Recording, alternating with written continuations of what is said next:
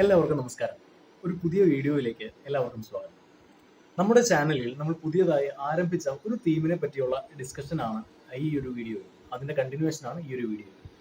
Green hydrogen എന്നാണ് ആ തീമിന്റെ പേര്. ഗ്രീൻ ഹൈഡ്രജൻ ബേസ് ചെയ്തിട്ടുള്ള രണ്ടാമത്തെ വീഡിയോ ആണത്. നിരവധി സബ്സ്ക്രൈബേഴ്സ് എന്നോട് ചോദിച്ചിരുന്നു എന്താണ് വീഡിയോ ഡിലേ ആകുന്നത്, ആ, ഈ വീഡിയോ എപ്പോഴാണ് റിലീസ് ചെയ്യുക എന്നുള്ളത്. വളരെയധികം സോറി, ഒത്തിരി ഡിലേ ആയിപ്പോയി. എനിക്ക് തോന്നുന്നു ഒരു 1.5 മാസത്തോളം ഈ വീഡിയോ ഡിലേ ആയിട്ടുണ്ട്. അപ്പോൾ നമുക്ക് പെട്ടെന്ന് തന്നെ വീഡിയോയിലേക്ക് പോകാം. ഇതുവരെ നമ്മുടെ ചാനൽ സബ്സ്ക്രൈബ് ചെയ്യാത്തവരുണ്ടെങ്കിൽ സബ്സ്ക്രൈബ് ചെയ്യുക. ഞാനൊരു AMFI registered mutual fund advisor ആണ്, ഇൻഷുറൻസ് അഡ്വൈസർ ആണ്. അപ്പോൾ മ്യൂച്വൽ ഫണ്ട് റിലേറ്റഡ് ആയിട്ടുള്ള എന്ത് സംശയങ്ങൾക്കും ഈ വാട്സാപ്പ് നമ്പറിൽ കോൺടാക്ട് ചെയ്യുക. Insurance, time insurance, life insurance സംബന്ധമായ ഏത് സംശയങ്ങൾക്കും. ഇപ്പോൾ പ്രധാനമായും ഗവൺമെന്റ് പുതിയൊരു നിയമം കൊണ്ടുവന്നു. 65 വയസ്സിന് മുകളിലുള്ള നിങ്ങളുടെ മാതാപിതാക്കൾക്കും നിങ്ങൾക്ക് ഇപ്പോൾ ഇൻഷുറൻസ് സുഖമായി കവർ ചെയ്യാവുന്നതാണ്. ഹെൽത്ത് ഇൻഷുറൻസ് കവർ ചെയ്യാവുന്നതാണ്. അപ്പോൾ ഈ ഒരു വാട്സ്ആപ്പ് നമ്പറിൽ നിങ്ങൾ ബന്ധപ്പെട്ടാൽ ബാക്കിയുള്ള ഡീറ്റെയിൽസ് ഞാൻ പറയാവുന്നതാണ്, മ്യൂച്വൽ ഫണ്ട്സിനെ പറ്റിയും ഇൻഷുറൻസിനെ പറ്റിയും. അപ്പോൾ നമുക്ക് പെട്ടെന്ന് തന്നെ വീഡിയോയിലേക്ക് പോകാം. അപ്പോൾ നമ്മുടെ ലാസ്റ്റ് വീഡിയോയിലെ കണ്ടന്റ് എന്ന് പറയുന്നത് എന്താണ് ഗ്രീൻ ഹൈഡ്രജൻ, എന്തുകൊണ്ടാണ് രാജ്യങ്ങൾ കൺവെൻഷണൽ ഫോസിൽ ഫ്യൂവലുകളിൽ നിന്നും ഗ്രീൻ ഹൈഡ്രജനിലേക്ക് ഒരു മാറ്റം ആഗ്രഹിക്കുന്നത്, എന്താണ് പാരീസ് ഉടമ്പടിയുടെ പ്രത്യേകതകൾ, എന്തൊക്കെ തരം ഹൈഡ്രജനുകളാണ് നമുക്ക് അവൈലബിൾ ആയിട്ടുള്ളത്, എങ്ങനെയാണ് ഗ്രീൻ ഹൈഡ്രജൻ ഉണ്ടാക്കുന്നത്. നിങ്ങൾ ഇതുവരെയും ഗ്രീൻ ഹൈഡ്രജനെ പറ്റിയുള്ള എൻ്റെ ആദ്യത്തെ വീഡിയോ കണ്ടിട്ടില്ല എന്നുണ്ടെങ്കിൽ തീർച്ചയായും നിങ്ങൾ ആദ്യം കാണേണ്ടത് ആ വീഡിയോ ആണ്. എന്നാൽ ഈ ഗ്രീൻ ഹൈഡ്രജനെ പറ്റിയുള്ള കംപ്ലീറ്റ് ആ ഒരു ഇൻട്രൊഡക്ഷൻ പാർട്ട് നിങ്ങൾക്ക് മിസ്സാവാതിരിക്കുകയുള്ളൂ. അപ്പോൾ ആ വീഡിയോയുടെ ലിങ്ക് ഞാൻ ഡിസ്ക്രിപ്ഷനിൽ കൊടുക്കുന്നുണ്ട്. ആ വീഡിയോ കണ്ടിട്ട് തിരിച്ചു വന്ന് ഈ വീഡിയോ കാണുക. അപ്പോൾ ഗ്രീൻ ഹൈഡ്രജനെ പറ്റിയുള്ള നമ്മുടെ ഇന്നത്തെ രണ്ടാമത്തെ വീഡിയോയിൽ നമ്മൾ ഇന്ന് ഡിസ്കസ് ചെയ്യാൻ ഉദ്ദേശിക്കുന്നത് ഗ്രീൻ ഹൈഡ്രജന്റെ പ്രൊഡക്ഷനിലും ഡിസ്ട്രിബ്യൂഷനിലും ഇന്ത്യ ഇന്ന് എവിടെ നിൽക്കുന്നു, അതുപോലെ തന്നെ ഗ്രീൻ ഹൈഡ്രജന്റെ പ്രൊഡക്ഷനിൽ വരുന്ന ചാലഞ്ചുകൾ എന്തൊക്കെയാണ്, വെല്ലുവിളികൾ എന്തൊക്കെയാണ്, അതുപോലെ തന്നെ ഏതൊക്കെ ഇന്ത്യൻ കമ്പനികളാണ് ഗ്രീൻ ഹൈഡ്രജന്റെ പ്രൊഡക്ഷനിൽ മുന്നിൽ നിൽക്കാൻ പോകുന്നത്. ഓക്കെ, അതുപോലെ തന്നെ ഈ കമ്പനികളെ പറ്റിയുള്ള ഒരു ഡീറ്റെയിൽ അനാലിസിസ്, അവരിപ്പോൾ കറന്റ്ലി അവർ എന്താണ് ചെയ്തുകൊണ്ടിരിക്കുന്നത്, ഗ്രീൻ ഹൈഡ്രജന്റെ പ്രൊഡക്ഷനിൽ നിലവിൽ അവരുടെ സ്റ്റാറ്റസ് എന്താണ് എന്നുള്ളതാണ് അടുത്തൊരു വിഷയം. പിന്നീട് നമ്മുടെ ചാനലിലെ സബ്സ്ക്രൈബേഴ്സിന് എങ്ങനെയാണ് ഈ ഒരു പുതിയ ഗ്രീൻ ഹൈഡ്രജൻ എന്ന് പറയുന്ന ഇപ്പോൾ ലൈംലൈറ്റിൽ വരാൻ പോകുന്ന ഈ തീമിൽ നമ്മൾക്ക് എങ്ങനെയാണ് നമ്മുടെ സബ്സ്ക്രൈബേഴ്സ് എങ്ങനെയാണ് ബെനിഫിറ്റഡ് ആവാൻ പോകുന്നത് എന്നുള്ളതാണ് അടുത്ത ഒരു വിഷയം ഇന്നത്തെ വീഡിയോയിൽ നമ്മൾ ചർച്ച ചെയ്യാൻ പോകുന്നത്. അപ്പോൾ നമ്മുടെ ആദ്യത്തെ യൂസ് എന്ന് പറയുന്നത് ഫീഡ് സ്റ്റോക്ക് ആപ്ലിക്കേഷനുകൾക്കും അതുപോലെ തന്നെ എനർജി ആപ്ലിക്കേഷനുകൾക്കും നമ്മൾ ഗ്രീൻ ഹൈഡ്രജൻ ഉപയോഗിക്കുന്നുണ്ട്. ഫീഡ് സ്റ്റോക്ക് ആപ്ലിക്കേഷനിൽ പ്രധാനമായിട്ടും വരുന്നത് ഇൻഡസ്ട്രിയൽ പ്രോസസ്സ്, പവർ സെക്ടറിനുള്ള ഉപയോഗം, പവർ ടു ഫ്യൂവൽ, അതുപോലെ ഹീറ്റിംഗ് ആപ്ലിക്കേഷൻ. അപ്പോൾ ഇൻഡസ്ട്രിയൽ പ്രോസസ്സിൽ നമുക്ക് പ്രധാനമായിട്ടും വരുന്നത് റിഫൈനിങ് ആണ്, അതുപോലെ തന്നെ അമോണിയയുടെ പ്രൊഡക്ഷൻ, അതുപോലെ സ്റ്റീൽ ഇൻഡസ്ട്രിയിലുള്ള ഫീഡ് സ്റ്റോക്ക് ആപ്ലിക്കേഷനുകളൊക്കെയാണ് വരുന്നത്. അതുപോലെ തന്നെ നമുക്ക് എനർജി ആപ്ലിക്കേഷനുകൾ യൂസ് ചെയ്യുകയാണെങ്കിൽ എങ്ങനെ ഗ്രീൻ ഹൈഡ്രജനെ നമുക്ക് കൺവെൻഷണൽ ഹൈഡ്രജന് പകരം അല്ലെങ്കിൽ കൺവെൻഷണൽ ഫോസിൽ ഫ്യൂവലുകൾക്ക് പകരം ഒരു ഫ്യൂവലായി ഉപയോഗിക്കാം, അല്ലെങ്കിൽ ഒരു എനർജി സോഴ്സ് ആയി ഉപയോഗിക്കാം എന്നുള്ളതാണ് നമ്മൾ ഇനി കാണാൻ പോകുന്നത്. ഇതാണ് ഗ്രീൻ ഹൈഡ്രജന്റെ ആപ്ലിക്കേഷൻ. ഓക്കെ, അപ്പോൾ ഈ ഗ്രീൻ ഹൈഡ്രജൻ റീപ്ലേസ് ചെയ്യുന്നത് കൺവെൻഷണൽ ഹൈഡ്രജനെയും കൂടിയാണ്. ഓക്കെ, അപ്പോൾ കൺവെൻഷണൽ ഹൈഡ്രജൻ എന്താണ്, ബാക്കി ഗ്രീൻ ഹൈഡ്രജൻ അല്ലാതെ grey hydrogen, black hydrogen, pink hydrogen, ഇതൊക്കെ എന്തൊക്കെയാണെന്നുള്ളത് നമ്മൾ കഴിഞ്ഞ വീഡിയോയിൽ നമ്മൾ കണ്ടു കഴിഞ്ഞു. ഇനി നമ്മൾ അതിനെപ്പറ്റി ഡിസ്കസ് ചെയ്യുന്നില്ല. നിങ്ങൾ കഴിഞ്ഞ വീഡിയോ കണ്ടിട്ട് വന്നാൽ നിങ്ങൾക്ക് വളരെ പ്രയോജനം കിട്ടുന്നതാണ്. അപ്പോൾ ലാസ്റ്റ് വീഡിയോ കണ്ടിട്ട് ഈ വീഡിയോ കാണണമെന്ന് ഓർമ്മിപ്പിക്കുന്നു. ഇനി നമ്മൾ നോക്കാൻ പോകുന്നത് എന്തൊക്കെയാണ് ഈ ഗ്രീൻ ഹൈഡ്രജന്റെ ആപ്ലിക്കേഷനുകൾ എന്നാണ് നമ്മൾ കാണാൻ പോകുന്നത്. ഒന്നാമത്തെ ആപ്ലിക്കേഷനായിട്ട് നമുക്ക് പറയാൻ പറ്റുന്നത് റിഫൈനിങ് ആണ്. ഓക്കെ, അപ്പോൾ നമുക്കറിയാം, ഇന്ത്യ എന്ന് പറയുന്നത് ഒരു പെട്രോളിയം ഇമ്പോർട്ടിംഗ് കൺട്രിയാണ്, പെട്രോളിയം ഇറക്കുമതി രാജ്യമാണ് ഇന്ത്യ. ഓക്കെ, നമ്മൾ ഗൾഫിൽ നിന്നും, ഇറാനിൽ നിന്നും, സൗദിയിൽ നിന്നും, നമുക്ക് ഖത്തറിൽ നിന്നും മാത്രമല്ല റഷ്യയിൽ നിന്നും നമുക്ക് വൻതോതിൽ എണ്ണ ഇറക്കുമതി ചെയ്യപ്പെടുന്നുണ്ട്. പ്രധാനമായും നമുക്കറിയാം, നമ്മുടെ റഷ്യ ഉക്രൈൻ വാറൊക്കെ നടന്നപ്പോൾ നമ്മൾ അതിനകത്ത് നിന്ന് കുറേ ബെനിഫിറ്റ് എടുത്തിട്ട് നമുക്ക് റഷ്യയിൽ നിന്ന് ബാരലിന് വളരെയധികം ചീപ്പായിട്ട് നമുക്ക് എണ്ണ നമ്മൾ ഇറക്കുമതി ചെയ്യുകയുണ്ടായി. നമ്മൾ ഈ ക്രൂഡ് ഓയിൽ നമ്മൾ എന്താണ് ചെയ്യുന്നത് എന്ന് ചോദിച്ചു കഴിഞ്ഞാൽ, നമ്മൾ ഈ ക്രൂഡ് ഓയിൽ നമ്മൾ റിഫൈൻ ചെയ്തിട്ട് നമ്മളത് എക്സ്പോർട്ട് ചെയ്യുകയും ചെയ്യുന്നുണ്ട്, നമ്മുടെ ഡൊമസ്റ്റിക് യൂസിന് ഉപയോഗിക്കുകയും ചെയ്യുന്നുണ്ട്. ഓക്കെ, നമ്മുടെ ഡൊമസ്റ്റിക് യൂസിന് ഉപയോഗിക്കുന്ന എണ്ണയുടെ ഏകദേശം 75% നമ്മൾ ഇറക്കുമതി ചെയ്തിട്ടാണ് നമ്മൾ ഉപയോഗിക്കുന്നത്. നമ്മൾ റിഫൈനിങ്ങിന് വേണ്ടിയിട്ട് നമ്മൾ പ്രധാനമായും ഉപയോഗിക്കുന്നത് ഈ ഗ്രീൻ ഹൈഡ്രജൻ. റിഫൈനിങ്ങിന് വേണ്ടി നമുക്ക് ഈ ഗ്രീൻ ഹൈഡ്രജൻ ഉപയോഗിക്കാം. അതായത് ഈ ക്രൂഡ് ഓയിൽ സംസ്കരിക്കുന്നതിന് വേണ്ടിയിട്ട് നമ്മൾ കൺവെൻഷണൽ ഫോസിൽ ഫ്യൂവലുകളാണ് ഉപയോഗിക്കുന്നത്. അത് റീപ്ലേസ് ചെയ്തിട്ട് നമുക്ക് ഈ ഗ്രീൻ ഹൈഡ്രജൻ ഉപയോഗിക്കാനായിട്ട് സാധിക്കും. അത് മാത്രമല്ല, ഈ റിഫൈനിങ്ങിന് വേണ്ടിയിട്ട് നമ്മൾ ഇപ്പോൾ യൂസ് ചെയ്യുന്നത് കൺവെൻഷൻ ഫ്യൂവൽ മാത്രമല്ല, കോൾ, അതായത് കൽക്കരി, അതുപോലെ ആ ഒരു കാർബൺ ബേസ്ഡ് ആയിട്ടുള്ള ആ ഒരു കോമ്പണൻസ് ആണ് നമ്മൾ ഇപ്പോൾ യൂസ് ചെയ്തുകൊണ്ടിരിക്കുന്നത്. അപ്പോൾ ഈ കാർബൺ ബേസ്ഡ് ആയിട്ടുള്ള ഈ സാധനങ്ങൾ കത്തുമ്പോഴുണ്ടാകുന്ന പ്രകൃതിക്കുണ്ടാകുന്ന ദോഷം മറികടക്കുന്നതിന് വേണ്ടി നമ്മൾ ഈ ഗ്രീൻ ഹൈഡ്രജൻ ഉപയോഗിക്കാം എന്നാണ് ഈ ഗ്രീൻ ഹൈഡ്രജൻ ഒരു ആപ്ലിക്കേഷൻ ആയിട്ട് നമ്മൾ റിഫൈനിങ്ങിൽ പറയുന്നത്. ഇനി സ്റ്റീൽ പ്രൊഡക്ഷനിലും പെയിന്റ് പ്രൊഡക്ഷനിലും കെമിക്കൽ പ്രൊഡക്ഷനിലും ഫാർമസ്യൂട്ടിക്കലുകളുടെ പ്രൊഡക്ഷനിലും അതുപോലെ ഈ ഹൈ ടെമ്പറേച്ചർ ആപ്ലിക്കേഷനുകളിലെല്ലാം തന്നെ നമുക്ക് ഈ ഒരു കൺവെൻഷണൽ ഡീസൽ അല്ലെങ്കിൽ ഈ കോക്കോ അതിനെ റീപ്ലേസ് ചെയ്തിട്ട് നമുക്ക് ഈ ഗ്രീൻ ഹൈഡ്രജൻ ഉപയോഗിക്കാം എന്നുള്ളതാണ് അതിന്റെ ഒരു ആപ്ലിക്കേഷൻ ആയിട്ട് വരുന്നത്. നമുക്ക് ഈ ഇൻഡസ്ട്രികളിൽ നമുക്ക് ഇത് ഉപയോഗിക്കുമ്പോഴുള്ള ഗുണം എന്ന് പറഞ്ഞു കഴിഞ്ഞാൽ നമ്മൾ ഈ പറയുന്ന ക്രൂഡ് ഓയിൽ മാത്രമല്ല, ഈ പറയുന്ന കോളും കോക്കും എല്ലാം നമ്മൾ ഇമ്പോർട്ട് ചെയ്യുക. ഓക്കെ, ലാർജ് ഇതിനെ ഒരു ഭൂരിഭാഗം അമൗണ്ട് പെർസെന്റേജ് നമ്മൾ ഇമ്പോർട്ട് ചെയ്യുകയാണ് ചെയ്യുക. അപ്പോൾ ഈ ഇമ്പോർട്ട് നമുക്ക് കുറയ്ക്കാനായിട്ട് പറ്റും. ഈ കോളിന്റെയും കോക്കിന്റെയും ക്രൂഡ് ഓയിലിന്റെയും ഇമ്പോർട്ട് നമുക്ക് കുറയ്ക്കാൻ പറ്റും എന്നുള്ളതാണ് ഗ്രീൻ ഹൈഡ്രജന്റെ ആദ്യത്തെ ഒരു ആപ്ലിക്കേഷൻ എന്ന് പറയുന്നത്. അപ്പോൾ ഇതിന്റെ രണ്ടാമത്തെ ആപ്ലിക്കേഷൻ എന്ന് പറയുന്നത് ഈ ഗ്രീൻ ഹൈഡ്രജനെ നമുക്ക് മൊബിലിറ്റിക്ക് വേണ്ടി യൂസ് ചെയ്യാം, ട്രാൻസ്പോർട്ടേഷന് വേണ്ടി നമുക്ക് യൂസ് ചെയ്യാമെന്നാണ് പറയുക. നമുക്ക് ഗ്രീൻ ഹൈഡ്രജൻ ഇപ്പോൾ തന്നെ ട്രക്കുകളിലും ബസ്സുകളിലും 3 വീലറുകളിലും സക്സസ്ഫുള്ളി ഇംപ്ലിമെന്റ് ചെയ്ത് കഴിഞ്ഞു. നമ്മുടെ ട്രാൻസ്പോർട്ട് മിനിസ്റ്റർ ആയിട്ടുള്ള നിതിൻ ഗഡ്കരി യാത്ര ചെയ്യുന്നത് ഒരു ഹൈഡ്രജൻ ഫ്യൂവൽഡ് കാറിലാണെന്ന് നമുക്കറിയാം. ഒന്ന് ഗൂഗിൾ ചെയ്ത് നോക്കിയാൽ മതി. അതുപോലെ തന്നെ ഏരിയൽ ആൻഡ് മറൈൻ ട്രാൻസ്പോർട്ടേഷൻ, വായുവിലൂടെയും കടലിലൂടെയുമുള്ള ട്രാൻസ്പോർട്ട്, അതായത് വിമാനത്തിലും കപ്പലിലും അവയുടെ ഇന്ധനത്തിനായി ഇപ്പൊ ഏവിയേഷൻ സ്പിരിറ്റിനും ഈ കടലിൽ ഉപയോഗിക്കുന്ന ഇന്ധനത്തിനും പകരം ഗ്രീൻ ഹൈഡ്രജൻ ഉപയോഗിക്കാം എന്നുള്ള വാർത്തകളാണ് ഇപ്പോൾ റീസെന്റ് പുറത്തേക്ക് വന്നുകൊണ്ടിരിക്കുന്നത്. ഇത് സക്സസ്ഫുള്ളി നമ്മൾ പരീക്ഷിച്ച് വിജയിക്കുകയും ചെയ്തു. അതുപോലെ തന്നെ റെയിൽവേസിൽ ഇപ്പോൾ മിക്കവാറും ഇലക്ട്രിക്കൽ പവേർഡും ഡീസൽ പവേർഡുമാണ് ഇപ്പോൾ പ്രധാനമായും ഉള്ളത്. ഇലക്ട്രിക്കൽ പവർ സാധ്യമല്ലാത്ത നമ്മുടെ ഇന്ത്യയിൽ മാത്രമല്ല കേട്ടോ, പുറത്തും റെയിൽവേകളുണ്ടല്ലോ. അപ്പൊ അവരും കൺവെൻഷണൽ ഡീസൽ അല്ലെങ്കിൽ കൺവെൻഷണൽ ഗ്യാസ് ഉപയോഗിച്ചുള്ള ട്രെയിനുകളെ റീപ്ലേസ് ചെയ്തിട്ട് അതിലും ഗ്രീൻ ഹൈഡ്രജൻ കൊണ്ടുവരാനുള്ള ശ്രമങ്ങളാണ് ഗ്ലോബലി നടന്നുകൊണ്ടിരിക്കുന്നത്. അപ്പോൾ അതും ഗ്രീൻ ഹൈഡ്രജന്റെ ഒരു ആപ്ലിക്കേഷൻ. ഇനി അടുത്ത ആപ്ലിക്കേഷൻ എന്ന് പറയുന്നത് ഫ്ലെക്സിബിൾ പവർ ജനറേഷൻ, അതായത് കോൾ ഉപയോഗിച്ചും തെർമൽ പവർ ഉപയോഗിച്ചും ന്യൂക്ലിയർ പവർ ഉപയോഗിച്ചും നടന്നു വരുന്ന പവർ പ്ലാന്റുകളിൽ ഈ ഒരു ഇൻപുട്ടിനെ റീപ്ലേസ് ചെയ്യാൻ വേണ്ടി ഹൈഡ്രജൻ ഫ്യൂവൽ സെല്ലുകൾ ഉപയോഗിക്കാം എന്നുള്ളതാണ് ഗ്രീൻ ഹൈഡ്രജന്റെ അടുത്ത ആപ്ലിക്കേഷനുകൾ എന്ന് പറയുന്നത്. അടുത്തത് ഫെർട്ടിലൈസർ ആണ്. അമോണിയ നമ്മുടെ രാജ്യത്ത് ഒഴിച്ചുകൂടാൻ പറ്റാത്ത ഒരു ഫെർട്ടിലൈസർ ആണ് അമോണിയ.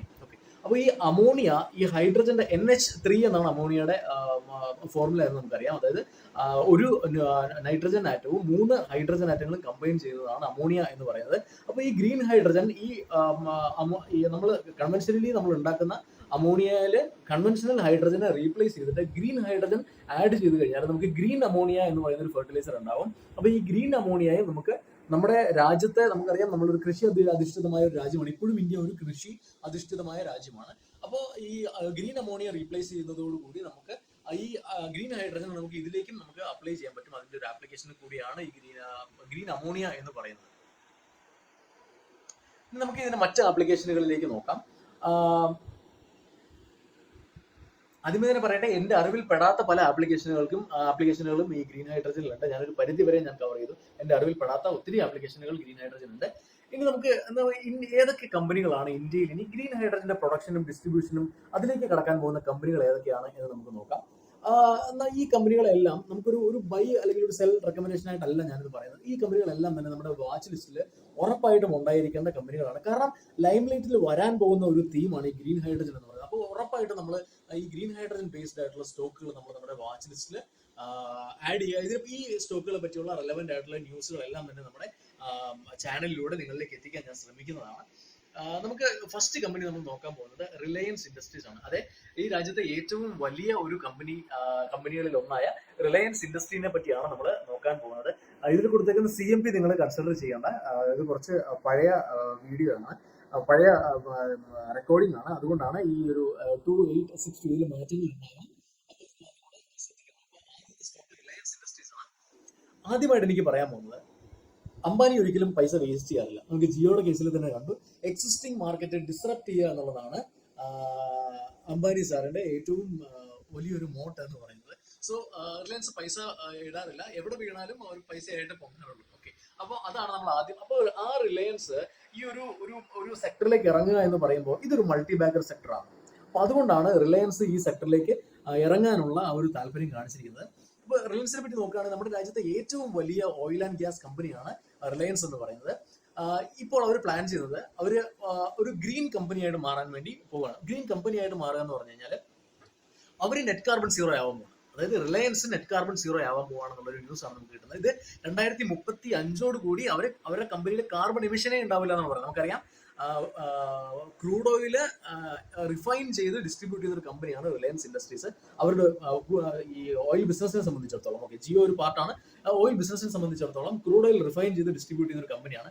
അവര് റിഫൈനിങ്ങിന് വേണ്ടി, നമ്മൾ നേരത്തെ പറഞ്ഞ ആപ്ലിക്കേഷൻ വന്നാൽ റിഫൈനിങ്ങിന് വേണ്ടി ഗ്രീൻ ഹൈഡ്രജൻ ഉപയോഗിക്കുന്നത്. അതായത് റിലയൻസ് കംപ്ലീറ്റ്ലി ഗ്രീൻ ആവാൻ പോവുകയാണ് എന്ന് 2035 കൂടി. ഓക്കെ, $750 ബില്യൺ അവർ ഈ വരുന്ന 3 വർഷത്തേന് ഈ ഒരു ഗ്രീൻ ഹൈഡ്രജൻ തീമിലേക്ക് ഇൻവെസ്റ്റ് ചെയ്യാൻ വേണ്ടി ഉദ്ദേശിക്കുന്നത്. എങ്ങനെയാണ് അവർ ഇൻവെസ്റ്റ് ചെയ്യാൻ വേണ്ടി ഉദ്ദേശിക്കുന്നത്? അവർ സോളാർ സെല്ലുകളും സോളാർ മൊഡ്യൂളുകളും മാനുഫാക്ചർ ചെയ്യുന്ന ഒരു ഫെസിലിറ്റി ഉണ്ടാക്കാൻ പോവാണ്. അതുപോലെ തന്നെ ഈ ഗ്രീൻ ഹൈഡ്രജൻ മാനുഫാക്ചറിങ്ങിന്റെ ഏറ്റവും കാതലായിട്ടുള്ള പാർട്ട് എന്ന് പറയുന്നത് സോളാർ മൊഡ്യൂളുകളും ഇലക്ട്രോലൈസറുകളാണ് ഇതിന്റെ കാതലായിട്ടുള്ള പാർട്ട് എന്ന് പറയുന്നത്. അപ്പോൾ ഈ ഒരു $750 ബില്യൺ ഇവർ ഉപയോഗിക്കുന്നത് ഈ ഒരു സോളാർ മൊഡ്യൂൾസ് ഉണ്ടാക്കുന്നതിന് മാത്രമല്ല, ഇലക്ട്രോലൈസർ പ്ലാന്റുകൾ ഉണ്ടാക്കുന്നതിനും കൂടിയാണ്. അപ്പോൾ റിലയൻസ് പറയുന്നത് എന്താണെന്ന് പറഞ്ഞു കഴിഞ്ഞാൽ, ഇങ്ങനെ ഒരു ലാർജ് വോളിയത്തിൽ ഇലക്ട്രോലൈസർ ഉണ്ടാക്കാൻ പറ്റിക്കഴിഞ്ഞാൽ ഇലക്ട്രോലൈസറിന്റെ വില ഇന്ത്യയിൽ മൊത്തം കുറയ്ക്കാൻ പറ്റും. അങ്ങനെ ഗ്രീൻ ഹൈഡ്രജന്റെ വില കുറയ്ക്കാൻ പറ്റുമെന്നാണ് റിലയൻസ് പറയുന്നത്. റിലയൻസ് ഈ ഇടയ്ക്ക് ഒരു സ്ട്രാറ്റജിക് മൂവ്മെന്റ് നടത്തിയിട്ടുണ്ട്. സ്റ്റീസ്ഡാൽ എന്ന് പറയുന്ന ഒരു ഫോറിൻ കമ്പനിയുമായിട്ട് ഒരു ഇലക്ട്രോലൈസേഴ്സ് ഉണ്ടാക്കാനുള്ള ഒരു കരാറിൽ റിലയൻസ് ഏർപ്പെടുന്നുണ്ട്.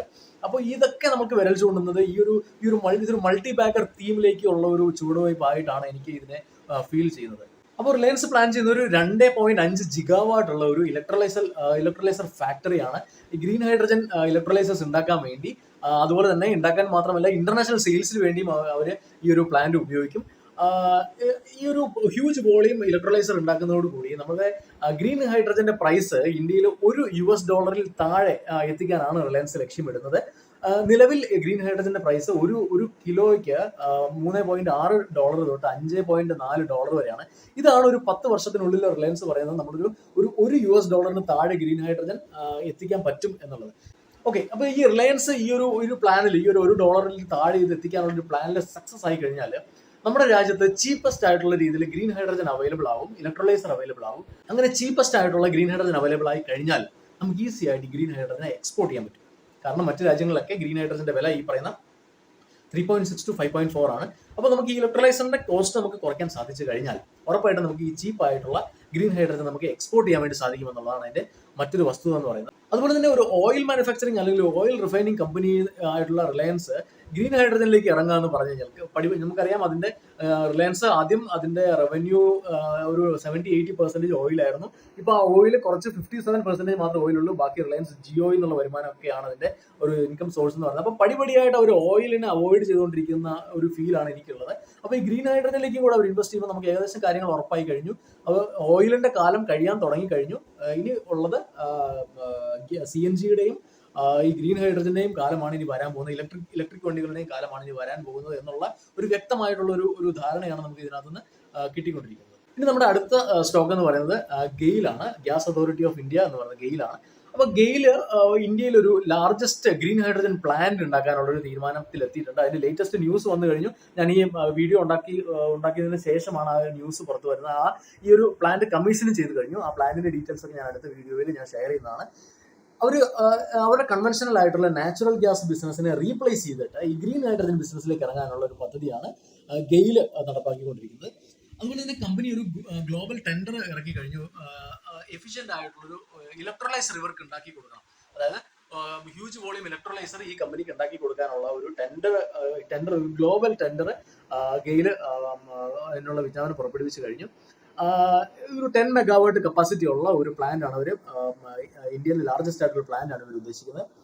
അതുപോലെ തന്നെ ഈ ഗ്രീൻ ഹൈഡ്രജൻ ഇന്ത്യയിലുള്ള ഫെർട്ടിലൈസർ കമ്പനികൾക്ക് വിൽക്കാനുള്ള പദ്ധതികളും ഗെയില് സ്റ്റാർട്ട് ചെയ്ത് കഴിഞ്ഞു എന്നാണ് നമ്മൾ മനസ്സിലാക്കുന്നത്. അടുത്തൊരു കമ്പനി, മൂന്നാമത്തെ കമ്പനി എന്ന് പറയുന്നത് NTPC ആണ്, നാഷണൽ തെർമൽ പവർ കോർപ്പറേഷൻ ആണ്. NTPC 1975 വന്ന വളരെ പഴയ ഒരു PSU കമ്പനിയാണ്. ഒരു പവർ ജനറേറ്റിംഗ് കമ്പനി ആയിരുന്നു. ഫോസിൽ ഫ്യൂലുകളിൽ നിന്ന് പവർ ഉണ്ടാക്കുന്ന ഒരു കമ്പനി ആയിരുന്നു NTPC. നമ്മൾക്ക് ഇപ്പോഴും ധരിച്ചുകൊണ്ടിരിക്കുന്നത് NTPC നാഷണൽ തെർമൽ പവർ. അപ്പോൾ തെർമൽ പവർ മാത്രമാണുള്ളതാണ് നമ്മൾ ഇപ്പോഴും ധരിച്ചുകൊണ്ടിരിക്കുന്നത്. ചിലപ്പോൾ ഈ വീഡിയോ കാണുന്നവരെ നിങ്ങളും അങ്ങനെയായിരിക്കും ധരിച്ചുകൊണ്ടിരിക്കുന്നത്. പക്ഷേ ഇപ്പോൾ ആ കമ്പനി ഒരു ഗ്രീൻ എനർജി പ്രൊഡ്യൂസിങ് കമ്പനി ആയിട്ട് മാറിക്കഴിഞ്ഞു. ഇതാണ് പറയുന്നത്, നമ്മൾ കറക്റ്റായിട്ട് മാർക്കറ്റും ന്യൂസും ഫോളോ ചെയ്തില്ല എന്നുണ്ടെങ്കിൽ നമ്മുടെ നമ്മുടെ കൺവിൻഷൻ നമുക്ക് ഉണ്ടാവില്ല. അപ്പോൾ ഇതൊരു ഇപ്പോൾ NTPC ഒരു ഗ്രീൻ എനർജി പ്രൊഡ്യൂസിംഗ് ആയിട്ടുള്ള ഒരു കമ്പനിയാണ്. NTPC ഇപ്പോൾ ചെയ്തുകൊണ്ടിരിക്കുന്നത് ഹൈഡ്രോ പവറിൽ നിന്നും ന്യൂക്ലിയർ പവറിൽ നിന്നും സോളാർ പവറിൽ നിന്നും മാത്രമല്ല വിൻഡ് പവറിൽ നിന്നും അവർ എനർജി പ്രൊഡ്യൂസ് ചെയ്യാൻ തുടങ്ങി കഴിഞ്ഞു. NTPC ഈ ഇടയായിട്ട് അനൗൺസ് ചെയ്തത് അവർ 80,000 കോടി രൂപ ഒരു മഹാരാഷ്ട്രയിലുള്ള ഒരു ഗ്രീൻ ഹൈഡ്രജൻ പ്രൊഡക്ഷന് വേണ്ടി അവർ ഉപയോഗിക്കുമെന്നാണ് അവര് പറഞ്ഞിരിക്കുന്നത്. NTPCയുടെ നിലവിലുള്ള പ്രൊഡക്ഷൻ കപ്പാസിറ്റി എന്ന് പറയുന്നത് 7.5 ജിഗാവാട്ടാണ്. 7.5 ജിഗാവാട്ടിൽ നിന്ന് 130 ജിഗാവാട്ടാക്കി ഉയർത്തുക എന്നുള്ളതാണ് NTPC ഇപ്പോൾ നിലവിൽ ലക്ഷ്യമിടുന്നത്. അപ്പൊ 2030 കൂടി ഗ്രീൻ NTPCയുടെ എനർജി പ്രൊഡക്ഷനിൽ 45 മുതൽ 50% വരെ ഗ്രീൻ എനർജി ആയിരിക്കുമെന്നാണ് NTPC അവകാശപ്പെടുന്നത്. NTPC ഈ ഇടയ്ക്ക് ഒരു ബ്ലെൻഡിങ് പ്രോജക്ട് കമ്മീഷൻ ചെയ്യുകയുണ്ടായി. അതായത് അവരുടെ പൈപ്ഡ് നാച്ചുറൽ ഗ്യാസിൽ ഗ്രീൻ ഹൈഡ്രജൻ ബ്ലെൻഡ് ചെയ്തിട്ടുള്ള ഒരു പ്രോജക്ട്, ഗ്രീൻ ഹൈഡ്രജൻ ബ്ലെൻഡ് ചെയ്യാനുള്ള ഒരു പ്രോജക്റ്റിൽ NTPC ഇപ്പോൾ റീസെന്റ് കമ്മീഷൻ ചെയ്യുകയുണ്ടായി. അതുപോലെ തന്നെ ട്രാൻസ്പോർട്ടേഷൻ പ്രോജക്റ്റുകളിലും NTPC നല്ല ആക്റ്റീവായിട്ട് ഇൻവോൾവ് ആകുന്നുണ്ട്.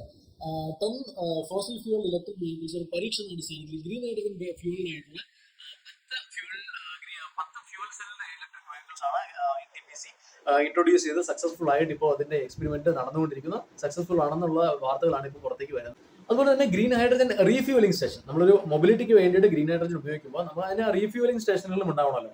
അപ്പോൾ ആ റീഫ്യൂവലിംഗ് സ്റ്റേഷനുകൾ ഉണ്ടാക്കുന്ന ആ ഒരു ഇൻഫ്രാസ്ട്രക്ചർ ഉണ്ടാക്കുന്നതും കമ്മീഷൻ ചെയ്യുന്നതുമായിട്ടുള്ള പ്രോജക്റ്റുകളിലേക്കും NTPC കടക്കുന്നു എന്നാണ് നമുക്കറിയാൻ സാധിക്കുന്നത്. അതുപോലെ തന്നെ green ammonia projects, green ammonia ഉണ്ടാക്കാനുള്ള ഒരു പദ്ധതികളിലേക്കും ഗ്രീൻ ഹൈഡ്രജൻ ഉണ്ടാക്കാനുള്ള ഹൈഡ്രജനിൽ നിന്ന് ഗ്രീൻ അമോണിയ ഉണ്ടാക്കാനുള്ള പ്രോജക്റ്റുകളിലേക്കും NTPC കടക്കുന്നു എന്നുള്ള വിവരങ്ങളാണ് നിലവിൽ നമുക്ക് കിട്ടിക്കൊണ്ടിരിക്കുന്നത്. ഈ ഒരു തീമിലേക്കുള്ള അടുത്ത സ്റ്റോക്ക് എന്ന് പറയുന്നത് ഇന്ത്യൻ ഓയിൽ കോർപ്പറേഷൻ ആണ്. ഇന്ത്യൻ ഓയിൽ കോർപ്പറേഷൻ ഇന്ത്യയിലെ ലാർജസ്റ്റ് ഫോസിൽ ഫ്യൂൽ റീറ്റെയിലറാണ്. നമുക്കറിയാം ഏത് ഗ്രാമത്തിന്റെ മുക്കിലും മൂലയിൽ ചെന്നാലും ഇന്ത്യൻ ഓയിൽ IOCയുടെ പമ്പ് ഇല്ലാത്ത ഒരു ഗ്രാമം ഇന്ത്യയിലില്ല. അതുപോലെ IOC ഇപ്പോൾ റീസെന്റ് ഒരു പ്ലാൻ അനൗൺസ് ചെയ്തെന്ന് പറഞ്ഞു കഴിഞ്ഞാൽ അവർ ഗ്രീൻ ഹൈഡ്രജൻ പ്ലാന്റ് ഉത്തർപ്രദേശിൽ 1,60,000 barrel per day green hydrogen ഉണ്ടാക്കാനുള്ള ഒരു പ്ലാന്റ് ഉത്തർപ്രദേശിൽ ഓപ്പൺ ചെയ്യാനുള്ള ഒരു പദ്ധതി ഇപ്പോൾ അനൗൺസ് ചെയ്തു. അതുപോലെ തന്നെ നമ്മുടെ കൊച്ചിയിൽ ഗ്രീൻ ഹൈഡ്രജൻ മാനുഫാക്ചറിംഗ് യൂണിറ്റ് ഉണ്ടാക്കാനുള്ള ഒരു പ്ലാൻ IOCക്ക് ഉണ്ട്. ഇത് ഉപയോഗിക്കുന്നത് പറഞ്ഞാൽ കൊച്ചി ടു ട്രിവാൻഡ്രം ആദ്യം ഒരു പരീക്ഷണാടിസ്ഥാനത്തിൽ കൊച്ചി ടു ട്രിവാൻഡ്രം പോകുന്ന ബസ്സുകൾ ഗ്രീൻ ഹൈഡ്രജനിലാക്കിയിട്ട് ആ ബസ്സുകളിൽ ഒരു പരീക്ഷണം നടത്താനുള്ള ഒരു പദ്ധതിയും IOCക്ക് ഉണ്ട്. നിലവിൽ IOC ഉപയോഗിക്കുന്ന ഹൈഡ്രജനിൽ 10% ഉടനെ തന്നെ ഗ്രീൻ ഹൈഡ്രജനിലേക്ക് ട്രാൻസ്ഫോം ചെയ്യാനുള്ള ഒരു പദ്ധതിയിലാണ് IOC ഇപ്പോഴുള്ളത്. ഈ ഒരു തീമിൽ പെടുന്ന 5ാമത്തെ സ്റ്റോക്കാണ് ലാർസൻ ആൻഡ് ടൂബ്രോ.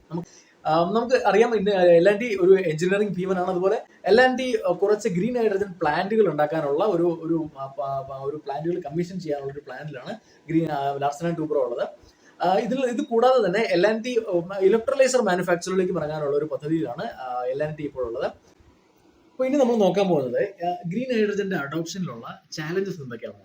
ഓക്കെ, അപ്പോൾ ഗ്രീൻ ഹൈഡ്രജൻ നമുക്കറിയാം, നമ്മൾ നേരത്തെ പറഞ്ഞ പോലെ തന്നെ ഇപ്പോൾ നിലവിൽ ഗ്രീൻ ഹൈഡ്രജൻ അവൈലബിൾ ആകുന്നത് ഒരു പെർ kgക്ക് 3.5 തൊട്ട് 5.5 വരെ $ലാണ് ഇപ്പോൾ നിലവിൽ നമുക്ക് ഗ്രീൻ ഹൈഡ്രജൻ കിട്ടിക്കൊണ്ടിരിക്കുന്നത്. അപ്പോൾ അത് കൺവെൻഷണൽ ഫ്യൂലുകളെ സംബന്ധിച്ചിടത്തോളം കമ്പയർ ചെയ്യുമ്പോൾ അതിന്റെ എഫിഷ്യൻസി ഒക്കെ കമ്പയർ ചെയ്യുമ്പോൾ കുറച്ച് കോസ്റ്റ്ലി ആണ്. അപ്പോൾ ഗ്രീൻ ഹൈഡ്രജൻ ഒരു ഹ്യൂജ് പ്രൊഡക്ഷൻ വോളിയം വന്നാൽ മാത്രമേ നമുക്ക്, അതുപോലെ തന്നെ അതിൻ്റെതായിട്ടുള്ള ഡിമാൻഡ് കൂടിയാലേ, പ്രൊഡക്ഷനും കൂടണം ഡിമാൻഡും കൂടണം, എന്നാലേ നമുക്ക് ഈ ഒരു ഗ്രീൻ ഹൈഡ്രജന്റെ കോസ്റ്റ് നമുക്ക് കുറയ്ക്കാൻ പറ്റുള്ളൂ. കോസ്റ്റ് കുറച്ചാൽ മാത്രമേ കൂടുതൽ കമ്പനികൾ ഈ കോസ്റ്റ് എഫക്റ്റീവ് ആയിട്ടുള്ള ഈ ഗ്രീൻ ഹൈഡ്രജൻ ഉപയോഗിക്കാൻ തുടങ്ങുള്ളൂ. എന്നാൽ മാത്രമേ നമുക്ക് ഈ ഗ്രീൻ ഹൈഡ്രജൻ ഒരു ഹ്യൂജ് വോളിയത്തിൽ നമുക്ക് ഉണ്ടാക്കിയിട്ട് നമുക്ക് കാര്യമുള്ളൂ. ഇനി മൂന്നാമത്തെ ചാലഞ്ച് എന്ന് പറയുന്നത് ഈ ഹൈഡ്രജൻ എങ്ങനെ ട്രാൻസ്പോർട്ട് ചെയ്യുന്നതാണ്. നമുക്കറിയാം ഈ ഗ്രീൻ ഹൈഡ്രജൻ എന്ന് പറയുന്നത് നമുക്ക് ഗ്യാഷ്യസ് സ്റ്റേറ്റിലുള്ള ഒരു വസ്തുവാണ് ഗ്രീൻ ഹൈഡ്രജൻ എന്ന് പറയുന്നത്.